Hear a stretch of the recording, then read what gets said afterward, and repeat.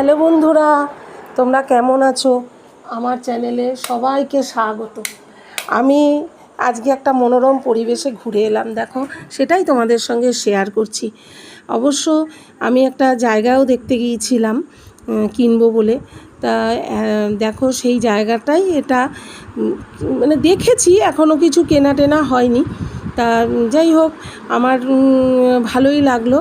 জানি না সব কিছু কাগজপত্র ঠিক থাকলে কিনবো।